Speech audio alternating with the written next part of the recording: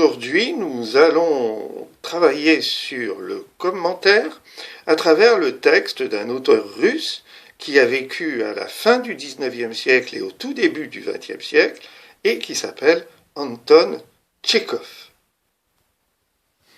Anton Tchekhov a vécu plus particulièrement entre 1860 et 1904 en Russie. Il a vécu à une période assez troublée de l'histoire russe, aussi bien sur le plan économique, social que politique.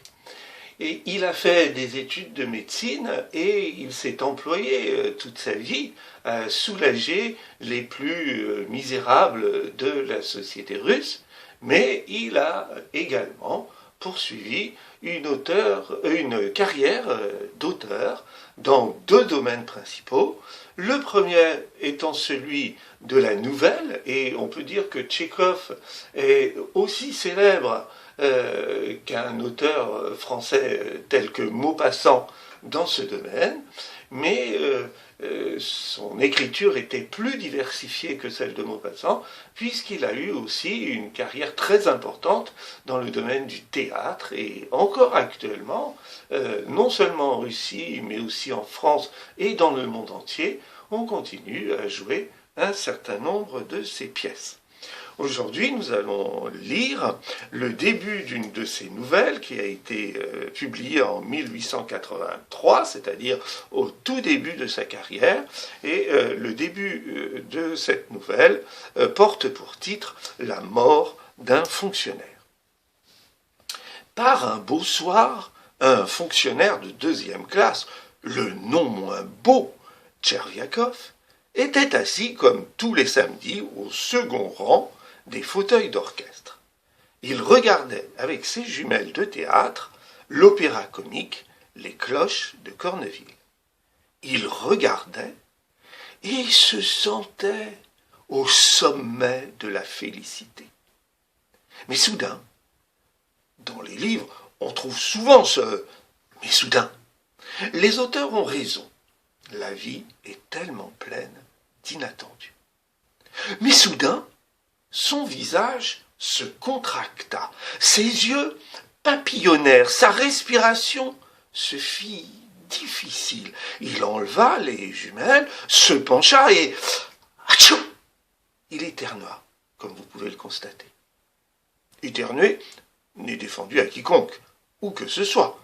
Les paysans, les commissaires de police, et parfois même les hauts conseillers éternuent.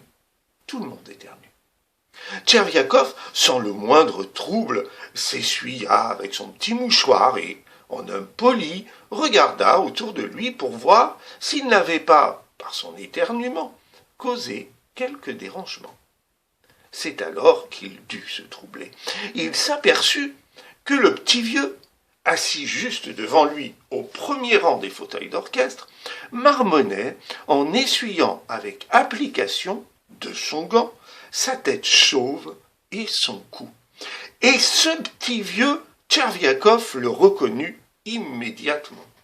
C'était Brijalov, le haut fonctionnaire du ministère des Ponts et Chaussées qui avait le rang de général. « Chut, je l'ai éclaboussé », se dit Tcherviakov. « Bien sûr, ce n'est pas mon chef, il dirige une autre administration. Mais c'est tout de même ennuyeux. Je vais devoir lui faire mes excuses. » Tcherviakov fit un discret toussotement, se pencha et murmura à l'oreille du général. « Pardon, votre haute excellence, je vous ai éclaboussé sans le vouloir. »« Ce n'est rien, ce n'est rien. »« Au nom de Dieu, je vous prie de m'excuser, je ne l'ai pas fait exprès. »« Ah, s'il vous plaît, laissez-moi écouter. » Tcherviakov fut tout perturbé, sourit niaisement et se remit à regarder le spectacle. Il regardait, mais n'éprouvait plus aucune félicité. Au contraire, c'est alors que l'inquiétude commença à le ronger. Alors, vous savez, pour réaliser un commentaire écrit dans la partie rédigée du baccalauréat, je vous ai suggéré de suivre une méthode qui répartit les informations en deux axes, l'un se rapportant à une vision un peu superficielle du texte, et une deuxième qui cherche à aller en profondeur dans les objectifs que pouvait avoir l'auteur en rédigeant ce texte. Je vous rappelle cette méthode avec ce petit tableau de l'axe 1 qui définit quel est le thème de ce texte, la forme littéraire qui est employée, et enfin le ton qu'utilise l'auteur pour susciter notre attention. Je vous laisse mettre sur pause et essayer de trouver les éléments correspondant à ce premier axe.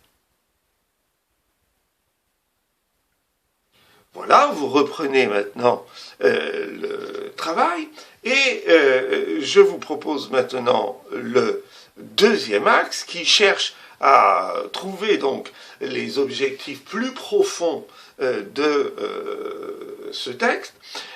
L'auteur a placé à l'intérieur de ce texte un élément qui doit nous servir d'indice, de point de repère de sa volonté plus profonde, et c'est ce qui correspond à la première partie du tableau, et cet indice doit nous conduire justement à découvrir quelles sont les intentions plus profondes de ce texte, ou encore les objectifs poursuivis par l'auteur lorsqu'il écrivait ce texte, ce début donc de la mort d'un fonctionnaire.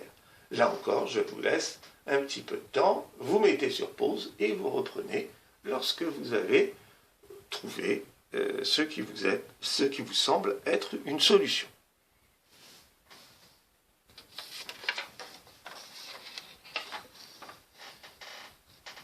Je reprends la parole et voilà, à mon avis, comment on pourrait travailler sur ce texte.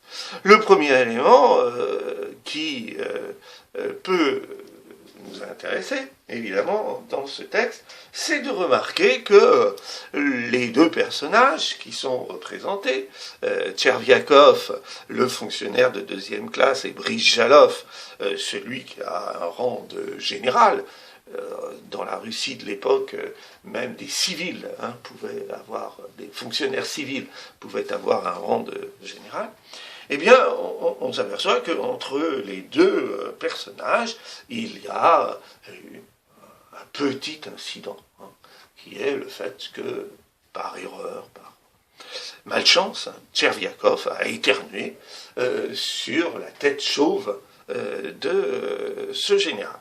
Alors, moi, je l'intitulerai, si vous voulez, comme thème, soit un incident au théâtre, mais au XIXe siècle, en Russie, aller au théâtre supposait qu'on appartenait quand même à une société un peu élevée, et donc, moi, j'aurais choisi un petit peu comme titre, donc, un incident mondain,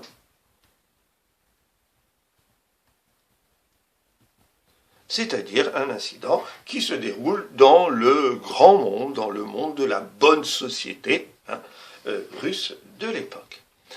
La forme littéraire, eh bien, vous l'avez vu, on part du début du texte où Tcherviakov se trouve au théâtre, et puis peu à peu on avance dans une histoire qui va déboucher sur l'éternuement et sur ses conséquences. Et donc, tout simplement, la forme littéraire, c'est de raconter une histoire, et donc il s'agit donc d'un récit. Et enfin, le ton. Alors évidemment, c'est un peu compliqué pour un élève de repérer immédiatement le ton de ce texte, mais en réalité, l'objectif de l'auteur en rédigeant ce texte était celui de faire sourire le lecteur non pas éclater de rire à proprement parler, mais en tous les cas sourire le lecteur à propos de la mésaventure qui arrive à Tcherviakov, et donc nous essaierons de montrer qu'il s'agit d'un ton humoristique. Alors vous remarquez que l'adjectif est humoristique, hein, mais le nom c'est l'humour. Alors faites bien attention aussi, ne partez pas de l'idée, lorsqu'on travaille sur le comique ou sur l'humour, de dire « moi ça ne m'a pas fait rire, moi ça ne m'a pas amusé hein. ». L'objectif est de repérer quelles étaient les intentions de l'auteur et quels étaient les procédés surtout qu'il a employés pour essayer, avec succès ou sans succès, c'est à vous de le déterminer, mais pour essayer de produire le sourire ou le rire chez le lecteur, et quand on travaillera sur le théâtre, chez le spectateur. Alors vous voyez, l'idée du premier acte, c'est de remarquer que c'est vraiment un incident sans importance hein, et qu'on prend avec le sourire, et pourtant, nous sommes chez Tchekhov, et Tchekhov avait une vision assez pessimiste du monde dans lequel il vivait. Étant lui-même médecin, eh bien, il voyait dans la population pauvre les ravages de la maladie et de l'alcoolisme. Et lui-même, d'ailleurs, est mort prématurément de maladie. Et il voyait aussi une société qui était en grande dégradation pendant l'ensemble de sa vie. Et donc, plutôt que de se lamenter, eh bien, il avait tendance à prendre avec un certain humour hein, tous les côtés négatifs qu'il observait autour de lui. Hein, et on a l'habitude d'utiliser une citation qui montre cet état d'esprit et qui dit que l'humour est la politesse du désespoir, c'est-à-dire que plutôt que d'utiliser le ton du désespoir pour décrire le désespoir, eh bien, on prend un ton un peu plus détaché, hein, un peu plus amusé, et ça nous permet peut-être de mieux voir justement ce monde désespérant qui nous entoure. Alors, dans le texte, le monde qui entoure, eh bien, c'est le monde de la société. Et on observe que dans un texte aussi court, l'auteur insiste beaucoup sur le fait qu'il s'agit d'une société très hiérarchisée.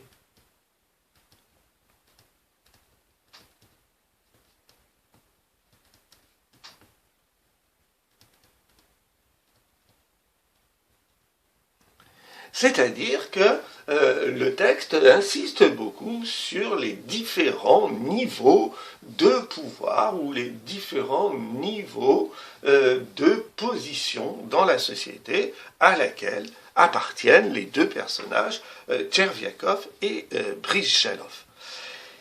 Et en insistant sur ce domaine, qui est l'indice qui doit nous conduire aux intentions plus profondes du texte, eh bien, il nous montre qu'un personnage aussi bien intégré dans la société que Tcherviakov est en réalité un personnage extrêmement fragile dès qu'un petit grain de sable vient perturber les rouages de cette société dans laquelle, justement, il se croit parfaitement intégré. Et donc, l'intention plus profonde du texte, c'est l'analyse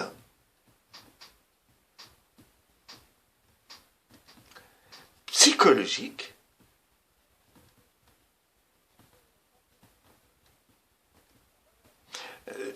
des fragilités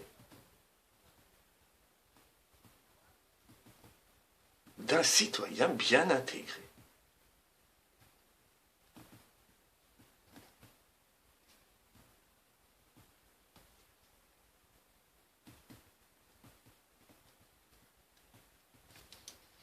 Alors,